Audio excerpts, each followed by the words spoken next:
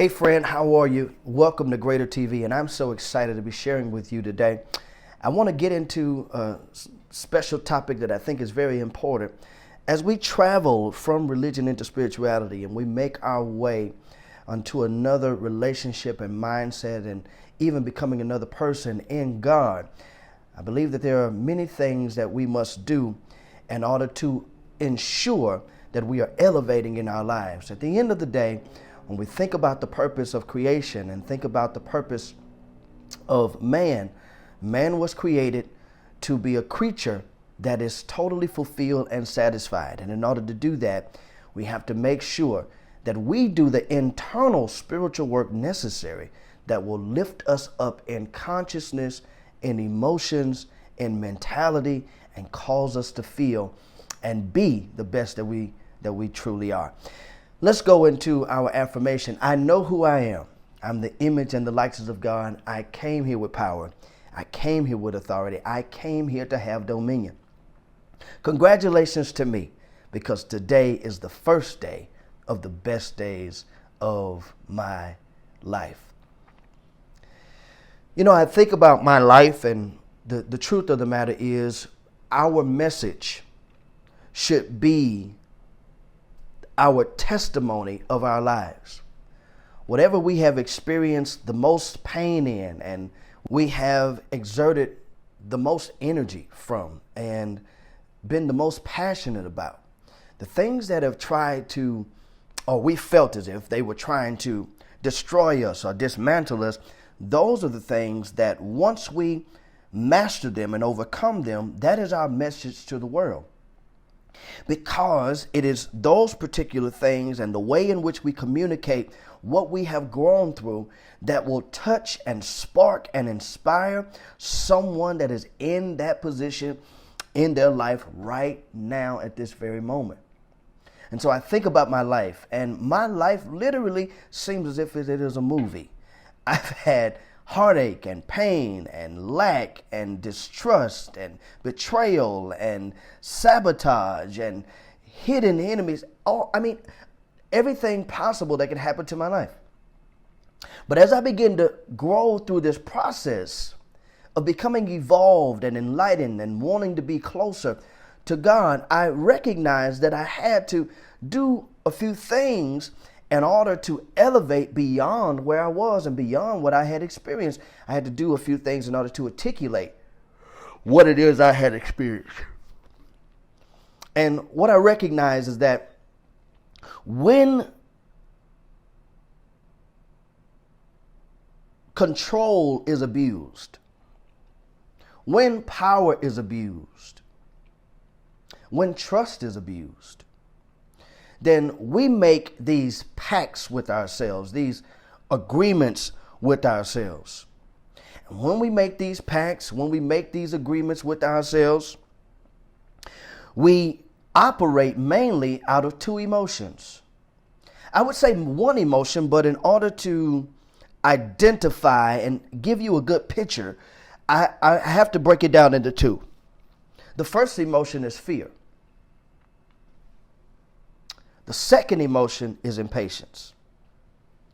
And we see this even through the scriptures. We see fear multiple times, and we see impatience multiple times. I brought a few examples here with me. An example of fear and impatience is, number one, the woman with the issue of blood. It said that she had spent all she had out of fear of her issue. She thought that her issue was going to overtake her. And because she was operating out of fear, it caused her to operate out of impatience and lose herself and not be able to gather herself until the very moment that she says, you know what, let me gather myself. Let me sit down with myself. Let me get myself together. Aha, if I can just but touch the hem of the garment of Christ, or if I can elevate my mind to the point that Christ invades my mind and invades my spirit, and I have an internal experience with Christ, then I'll be made whole. Another example that we see is the prodigal son. He got so fearful and so anxious of not being able to experience his life and express his life, that at a very young age, he started the journey of asking his father, give me my inheritance now. Give me what belongs to me now. And that's like us in the earth. What we do is that we come into this plane, we come into this earth, we leave from the divine plane, and we say, give me all of my gifts. Give me all of my talents. Let me be born with all of the things necessary to help me succeed. And because we don't have wisdom, because we don't have knowledge, because we don't have understanding, we go throughout our lives with our gifts, our talents, and our abilities, which is our riches, and we squander our riches. We squander our lives. We work 9 to 5s. We drain our lives until we're 70. We take advantage of our gifts. We take advantage of our talents. We abuse ourselves through other people. And then one day we come to ourselves. And then finally, we have the prophet. The prophet Elijah runs from Jezebel out of fear and out of impatience. After accomplishing great works, after doing great things, after being spot on when it came to the divine word and essence of the Creator, and just a moment of being caught off guard by fear, by pain, by irritation, by frustration, leads him on a chase. And he was being chased by his own mind. Either we will become paralyzed and move too slow in our lives, or we will become anxious and move too fast. And you know, it's nothing like moving too slow or moving too fast. There's nothing like a missed opportunity, and there's nothing like a misunderstanding. Moving too slow will move us into missed opportunity. Moving too fast will make us misunderstand. Moving too fast will make us cast a judgment and cast a verdict that was not even there in the first place. But because we were not consciously aligned and still enough to discern what it is we were supposed to be doing at this moment in time, we messed up an opportunity. What we have to do is we have to learn how to analyze our pain. And I know that in the Christian philosophy years ago, they would tell you, just get over it. Ignore your pain. Give it to God. Well, the way I give it to God, first of all, is by recognizing that it's there. I cannot give anything to God, or I cannot release anything that I am denying is there. First, I have to get out of denial, accept what has happened to me in my life, and accept that it's not going to change. My anger won't change it. My irritation won't change it. My frustration won't change it. My talking about it over and over again will not change it. Me being mad about it won't change it. Me feeling resentful about it won't change it. Me having a bad attitude and running away people that I love won't change it. What will change it is me facing it and analyzing it and becoming truthful with myself and telling myself, this did happen to me in my life, and this is the exact thing that happened. This is the exact feeling that I felt. This is the exact pain that I experienced. But if I limit myself to what has happened to me and I do not find the antidote or the opposite of what I want to experience, then I will be held hostage in my life. And God did not create me to be hostage in my life. I want you to say that. I wasn't created to be hostage. I was created to be free. I was created to be abundant. I was created to laugh. I was created to have joy. I was created to have peace. I was created to flow. I was created to grow. I was created to expand. I have to expand beyond where I have been, beyond what I have thought, beyond what I have felt. I am created to expand. If I do not address the limitations that are living within me, they will strip me from my discernment, my ability to properly see, my ability to discriminate, my ability to pick things apart and choose wisely what will work for me and what will not. And if I do not face what is within me, it will also cause me to identify with the limited in me when I am created unlimited with unlimited potential. I want you to say that I'm created unlimited with unlimited potential. The sky is not the limit to where I can go. I create the limit. Once I stop thinking, once I stop feeling, once I stop pushing, I create the limit. And so if I keep on pushing, if I keep on straining, if I keep on not straining, if I keep on pushing, if I keep on putting an effort forward, if I keep on growing and expanding, there is no limit on my life. There is no cap on my life. There is no boundary on my life. I am unlimited, and I come to manifest the kingdom in the earth. But I cannot manifest the kingdom in the earth when the kingdom within me is stopped up and clogged up and jammed up with pain and resentment and unforgiveness and all of these things. Pain does not come into the lives of us to destroy us. Pain comes into our lives to refine us. Pain comes to equip us. Pain has a way of slowing things down and allowing us to see things for what they really are if we choose to become aware and awaken in the midst of our pain, in the midst of our transition. Because it's not even pain, it's transition. It's a lesson that we're learning about ourselves and a lesson that we're learning about our life that we have ignored in times past, and pain comes to slow things down. So the things in which we had ignored, and here's the thing about ignoring things, sometimes we ignore things because they don't work for us, and then other times we ignore things and we ignore the very thing that would work for us. Pain comes to allow us to recognize what we have been ignoring and ignite the fire under us to take advantage of the things that will work for us. Pain, trials, tribulations, they are all a refining process.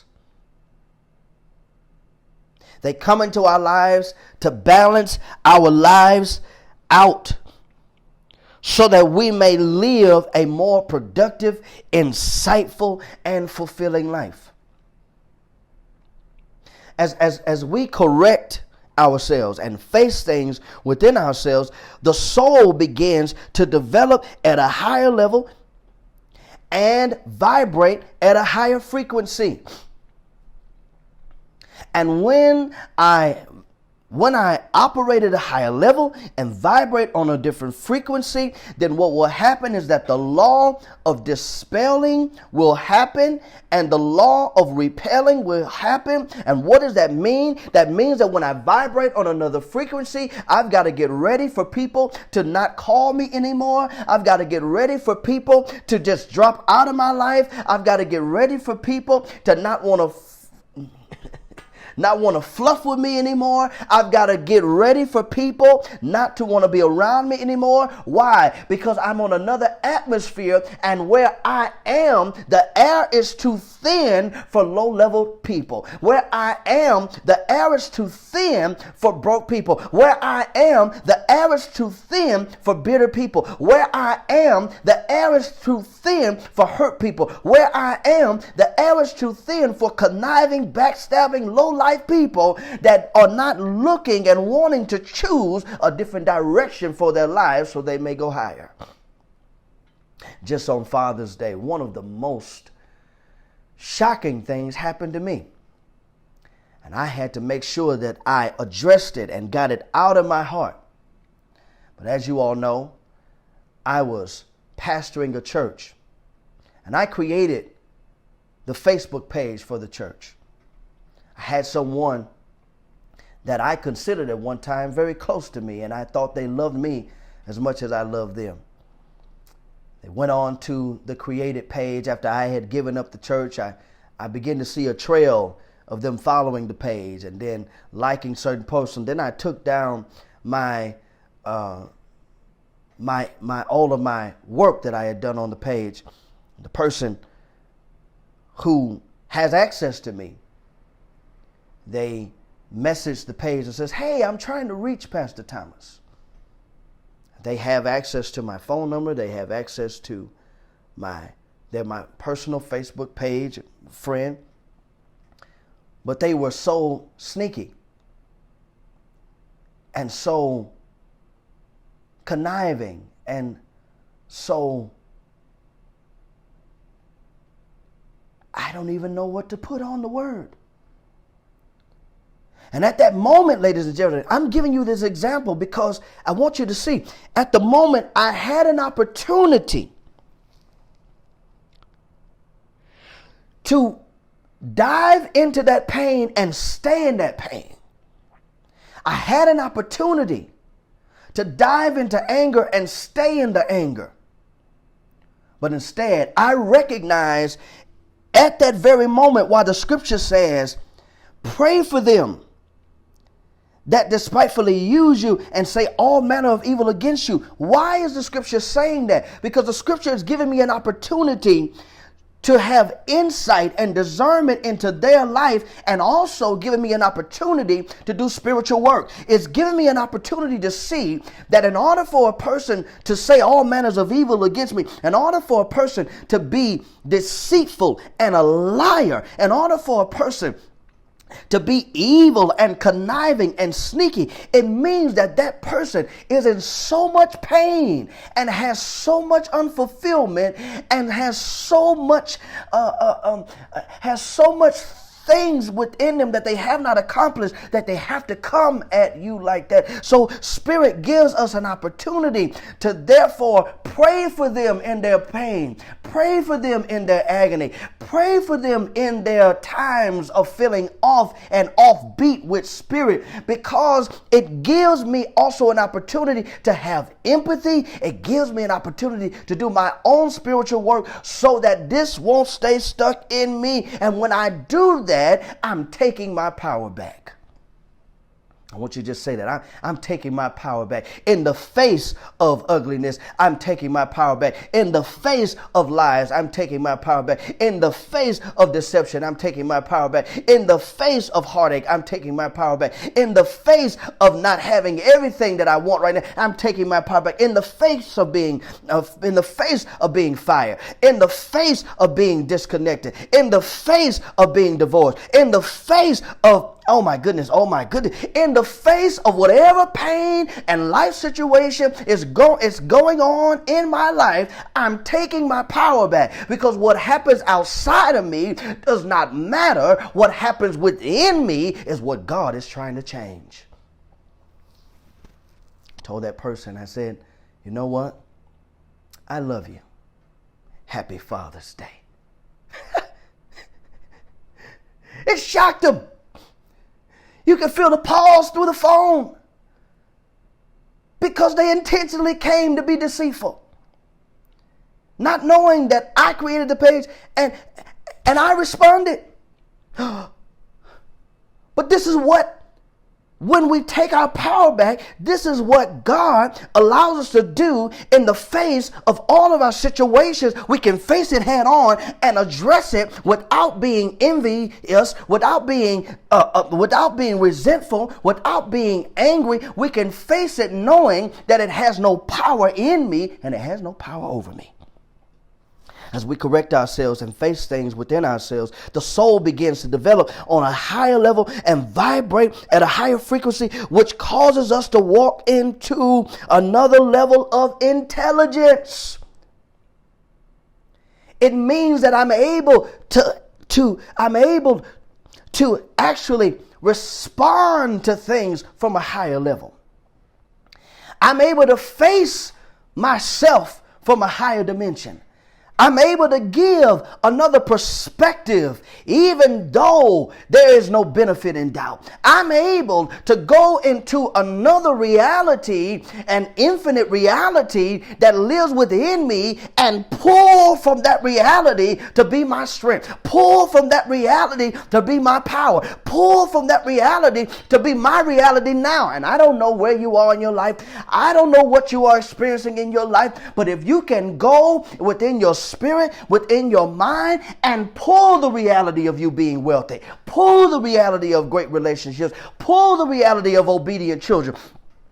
Pull the reality of love in your marriage. Pull the reality of care and responsibility. Pull the reality of fixing all of the karmic debt that you have acquired in this life. If you don't have your family together, pull the reality of your family together. If you don't have your friends together, pull the reality of great friends. Whatever you want to have in your life, go there in your spirit and pull it into your reality, because not only does facing who we are give us a higher vibration, gives us intelligence, but it gives us power. Christ says, power of life and death is in my hands. When we rise to different levels of intelligence, that is Christ within us rising from the dead of our consciousness into full awareness. And when Christ rises within us and our inner qualities, our level of intelligence, our level of handling things begin to shift and change, then what happens is that we rise in power, and we can say, power of life and death is in my hands. I have the power to raise something from the dead, or I have the power to put something to death. And I am declaring to you today that your life is about raising you up and putting what doesn't work for you to death. So here are a few affirmations that I want to leave with you just before I get out of here. Number one, I want you to say to yourself, I will no longer relinquish my power. I will no longer relinquish my power. Number two, I refuse to become defensive. I refuse to become defensive. Let me deal with that number one real quick. I will no longer relinquish my power. What happens most times in pain and in the process of life, when we are being tried and strengthened, we relinquish our power and we opt out of life and just begin to allow life to happen. But we've got to get to the point to where we say, I'm not relinquishing my power. I'm going to hold to my power. I'm going to use my power to ignite the fire under the life that I want to live. Number two, I refuse to become defensive. You know, I saw that person at a family function just a few days after they had done that most despicable thing. When I seen that person, I could see their countenance change when they saw me coming towards them with open arms, a smile on my face, and love in my heart.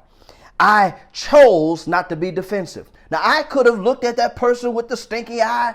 I could have walked around that person and not have spoken. I could have blocked that person on all social media. I could have said, how dare you, and showed it to the rest of the family.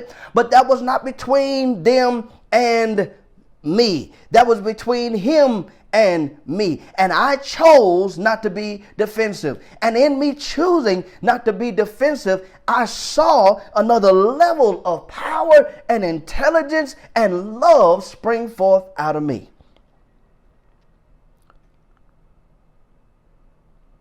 Number three, I want you to say this. I am solution oriented. I am solution oriented. You know, the Creator created all of us to solve a problem. But when we are stuck in our pain and analyzing our pain and just fearful and paralyzed in our pain, we cannot have proper discernment that causes us to bring about solutions to the problems that are in our life. The problem is in my life not to be a problem or to destroy me. The problem is in my life to show me my power and to show me that I have the ability to overcome the problem with the solution. I remember years ago, I was in an office setting and we were trying to put up some blinds. Now, I was an employee that worked behind the desk. I had no business putting up blinds, but I wanted to know how to put up those blinds. And there was a man that was in the office helping. And I said, let me do this one. When I did it, I felt a level of empowerment. I felt a level of power because I was able to solve a problem. And I recognized that problem of putting up that blind would not just be in that office, but I have blinds in my home that sometimes needs new blinds. And therefore, I would never be unequipped. I would always be solution oriented when it came to that situation. What situation in our lives do we need to be solution oriented in? Because those are the problems that we see around us. And the problems are not there to take us out or to take us under. They are there to make us and show us our power. Last, in this beautiful message in which I'm sharing with you today, last thing I want to share with you is this affirmation. I want you to affirm, I refuse to push the right people away. I refuse to push the right people away. You know, most times when we have had our power taken away from us, when we operate out of fear and when we operate out of impatience, we have a tendency of pushing the right people away. But it's so important that we have the right people around us, because the right people around us is what is going to be the fuel that is going to get us to the next level. No, everybody doesn't think like you think. No, everybody doesn't feel like you feel. But your life is designed to meet a certain goal. And in order to meet that goal internally and externally, you need a team. You need people around you that have your mind and have your heart and your best interests at heart, and you cannot push them away because of your fear. You cannot self-sabotage your relationships because of your impatience, but you have to honor, treasure, and celebrate those that are around you. Well, friend, I'm so grateful that I was able to share this message with you today about taking your power back. I want you to say that I'm taking my power back. I'm taking my power back. I'm taking my power back. Well, until next time, as always, be challenged, be charged, be changed.